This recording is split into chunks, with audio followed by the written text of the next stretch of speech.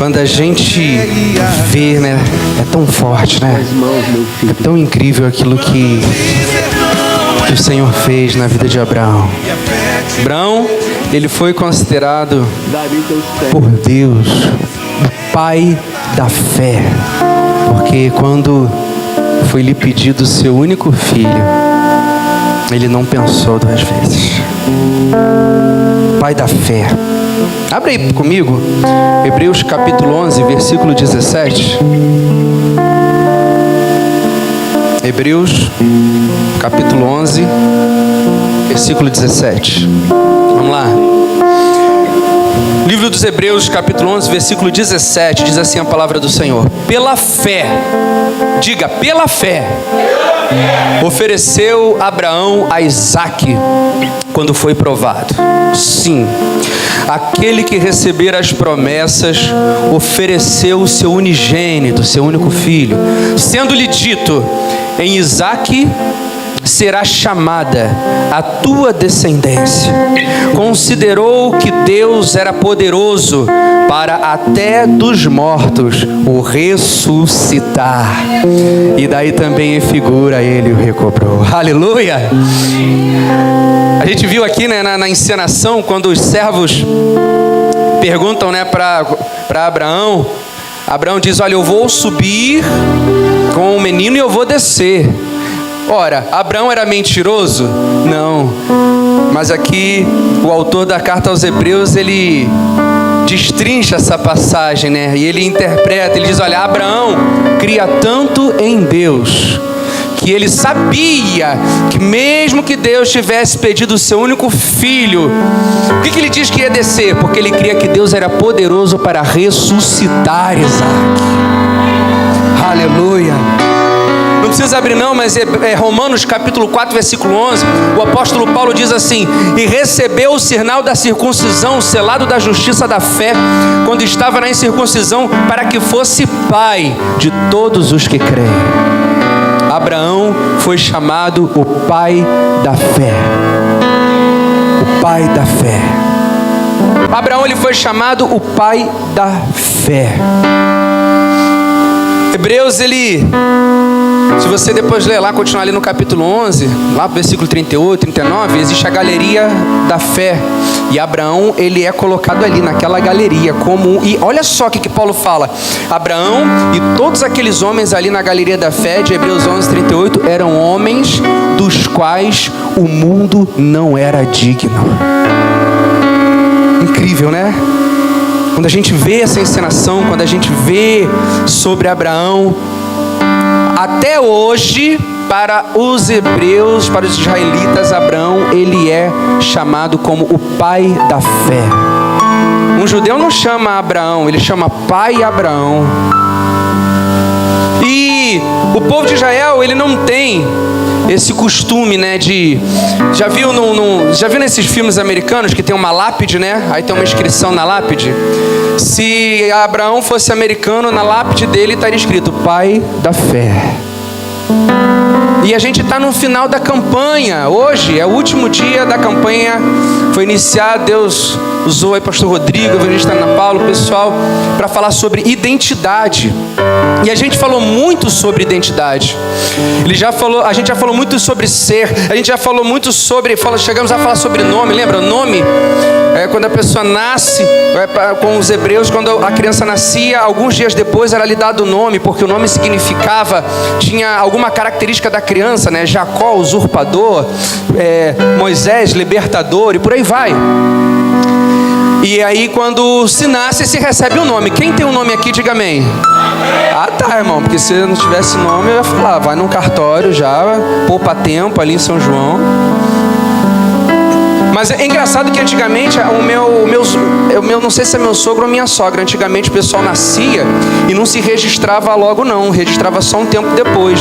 Então as pessoas tinham duas datas de aniversário, a data que nasceu e a data que foi registrado. Já ouviu falar disso? Mas acontecia muito isso antigamente. E a gente falou muito sobre essa questão de nomes de início. Mas hoje, como é final de campanha, a gente vai falar sobre o final das coisas. Vamos falar sobre morte. Que Que isso, pastor? Que assunto mais mórbido é esse? Falar sobre morte? A gente falou sobre identidade, falamos lá sobre o início, quando alguém recebe um nome. Então a gente vai falar... Vamos falar sobre morte, vamos falar sobre o fim das coisas.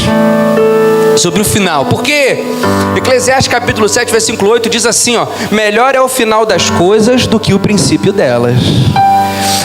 Existe uma outra parte em Provérbios, que Salomão ele fala assim, ó: melhor é ir na casa onde há o luto do que onde há o nascimento, porque você reflete muito mais, você aprende muito mais.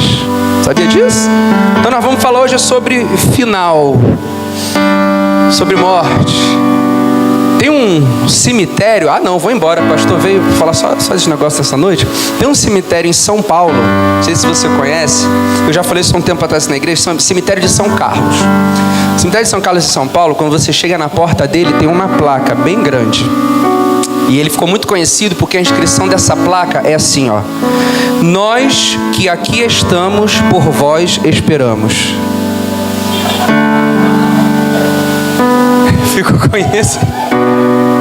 Ficou conhecidíssimo o cemitério de São Carlos. A inscrição é essa: nós que aqui estamos, por vós esperamos. Não deixa de ser uma verdade, né? E se a gente observar, irmãos, não sei se você já viu a cultura hebraica não, mas a cultura europeia, a cultura americana, eles têm um costume: a pessoa morre, ela é enterrada, e aí eles colocam uma tábua de pedra, né, uma lápide, e eles colocam sempre uma inscrição, e essa inscrição sempre tem a ver com o que a pessoa foi em vida, né, o que ela fez. Já viu isso? Parece muito aqueles filmes americanos, né? No Brasil não tem muito isso, mas até tem gente no Brasil que faz isso, não em lápide, né, mas coloca lá no túmulo grandão, né, escreve algumas coisas e com a inscrição do que a pessoa fez em vida, como ela foi. E aí, pesquisando por isso, eu achei algumas lápides e alguns escritos, né? E aí eu queria ler para você. Presta sua atenção, que interessante. Na lápide, isso aqui é verídico. Tem foto, depois você pesquisa no Google, você vai achar. Aí tem uma lápide que foi um rapaz que ele foi baleado e faleceu. E na lápide está escrito assim: nem toda bala é doce. Tem um outro que era um pedreiro. Na lápide dele está escrito assim, ó: enfim, pedra sobre pedra. Um jornalista, né, não pode falar o nome, mas está escrito assim: minhas fontes morrem comigo. Para quem, cara, a nossa igreja tem um monte de técnica de enfermagem, um monte de enfermeira. Tem a lápide de um médico que fala assim na lápide: enfim, plantão eterno.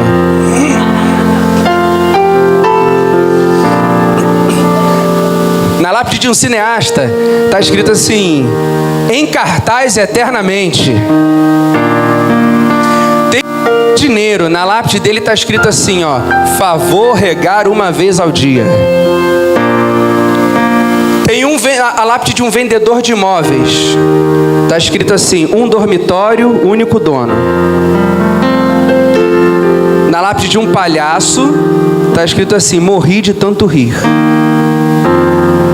Na lápide de um humorista: isso não tem a menor graça. Tem de um funcionário público: dirija-se ao túmulo ao lado.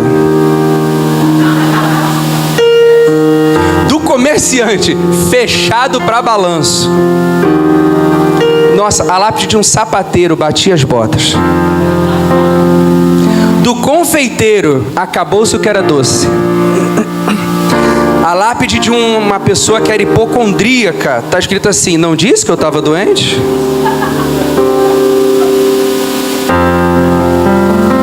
Vocês estão rindo? Do arqueólogo: enfim, fóssil. De um alcoólatra: enfim, sóbrio. Esse aqui é piada da Gabi. Cadê a Gabi? De um músico, está escrito: aqui jaz, com 2 e's. Aqui jazz. Irmãos, é engraçado, mas a gente vê essas inscrições e a gente fala muito de identidade. Definição de identidade para você, não sei se a gente já deu no início. Identidade, conjunto de características que distinguem uma pessoa ou uma coisa, por meio das quais é possível individualizá-la. Identificar, dizer quem é, determinar, comprovar a identidade. Deixa eu te falar uma coisa, você tem um nome. E na nossa cultura não acontece isso. Seu nome não quer dizer quem você é.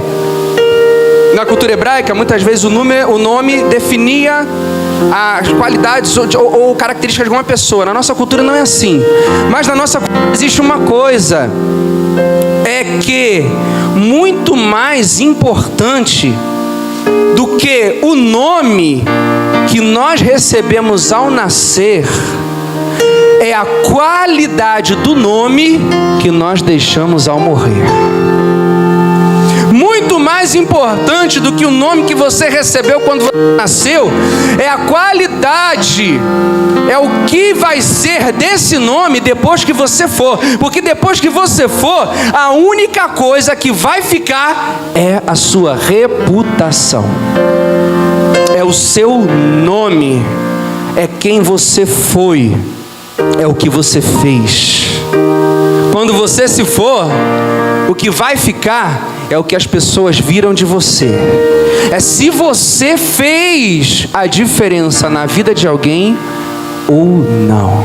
Pergunta para a pessoa que está do seu lado: o que vai te deixar? O que você vai deixar para trás?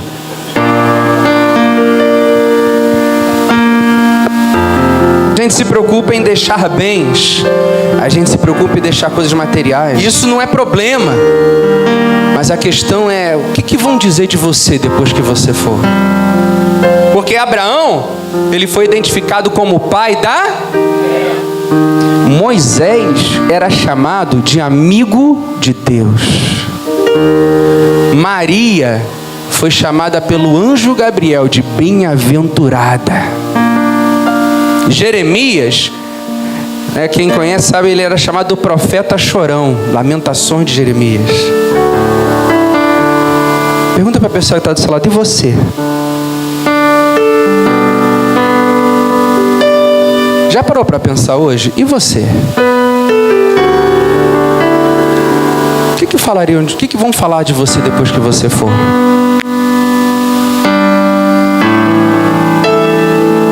Parou para pensar? Como é que vão se lembrar de você? Se você tiver uma lápide no qual alguém vai escrever alguma coisa, o nome daquele escrito é epitáfio. Se alguém for colocar um epitáfio na sua lápide, o que vão escrever sobre você?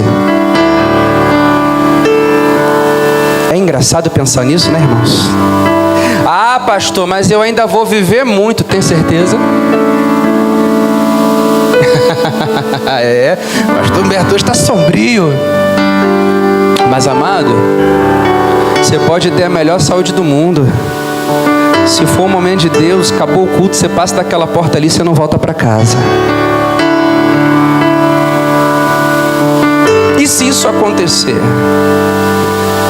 Não, pastor, eu preciso ter mais tempo para consertar algumas coisas, eu preciso viver mais. Tudo bem, mas até aqui, como é que foi a tua vida? Como é que foi a tua caminhada? A tua história? Qual foi a diferença que você fez nesse mundo? Se você partisse hoje e tivessem que escrever alguma coisa na tua lápide, o que você acha que escreveriam de você? Seria realmente algo bom? Seria realmente algo que os seus familiares, aqueles que te conhecem, iriam se orgulhar? Seria alguma coisa? Diriam: não, aquele ali foi um homem bom. Não, aquele ali foi um marido carinhoso. Não, aquele ali foi uma mulher de Deus. Marido carinhoso, pai amoroso, grande mulher de Deus, uma bênção. Será que seria isso que escreveriam na tua lápide? Será que seria isso que escreveriam no teu local de descanso? Ou será que colocariam assim na tua lápide: olha, insuportável, já foi tarde?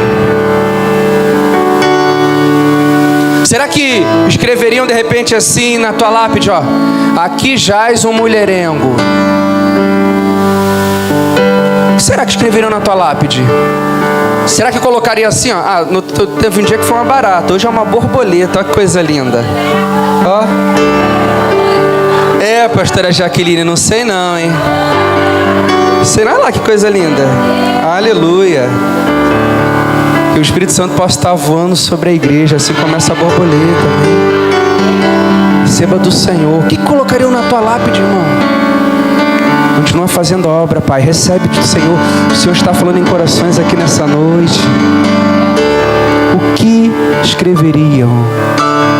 Escreveriam assim, ó: aqui jaz o 171, morreu me devendo. Será? O que escreveriam na tua lápide?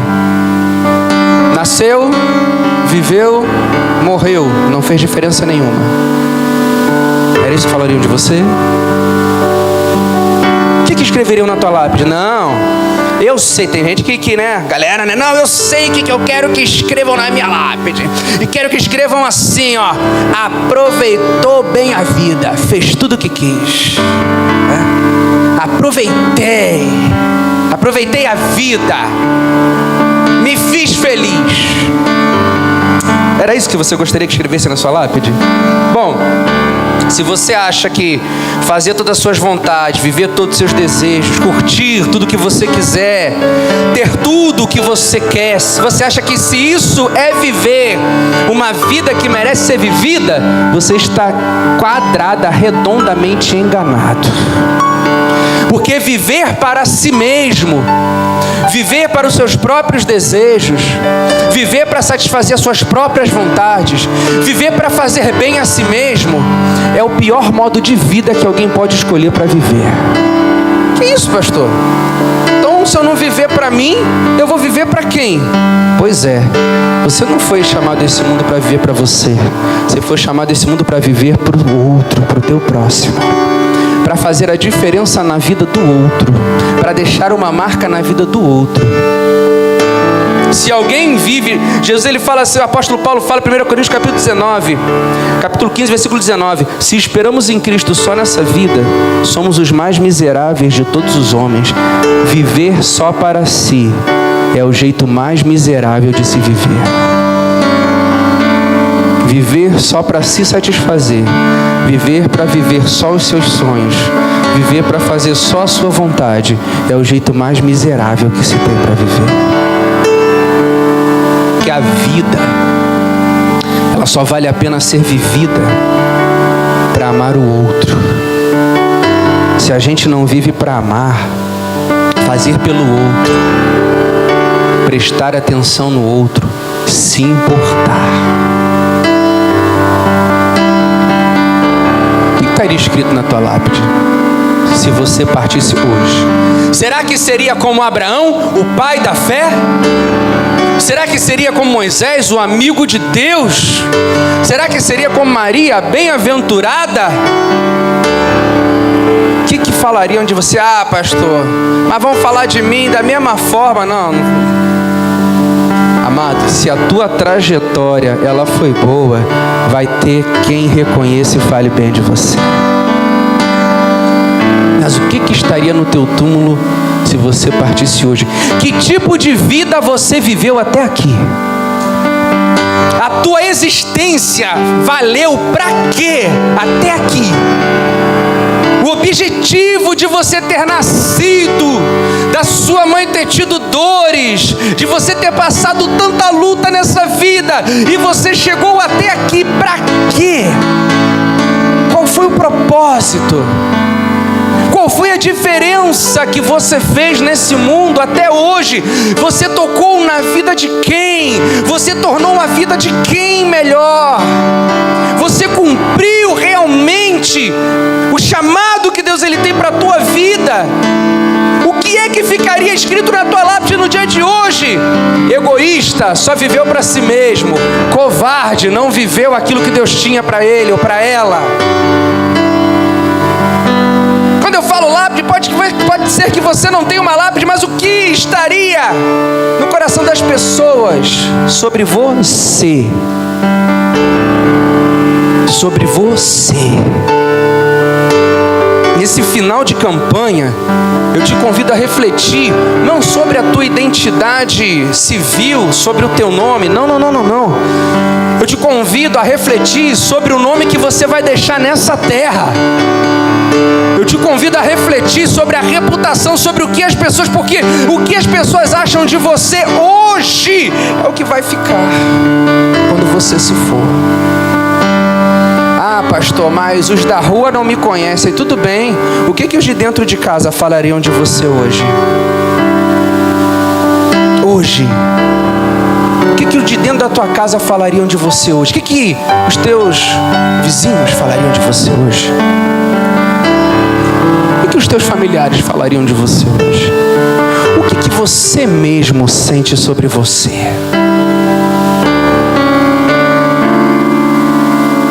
Eu te convido nessa noite a refletir sobre isso. Tem valido a pena viver? A vida tem tido um objetivo? Outras vidas têm sido tocadas pela tua vida?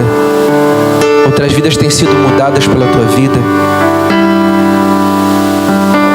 Você tem conseguido fazer a vida de alguém melhor?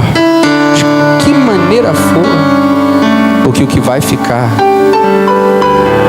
é o que você está vivendo, é quem você é hoje. Eu não vou me alongar muito, porque ainda vai ter um monte de coisa depois.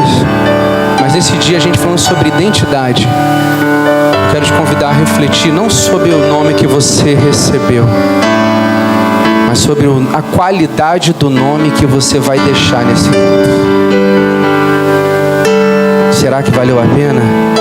Ou será que foi uma viagem inútil?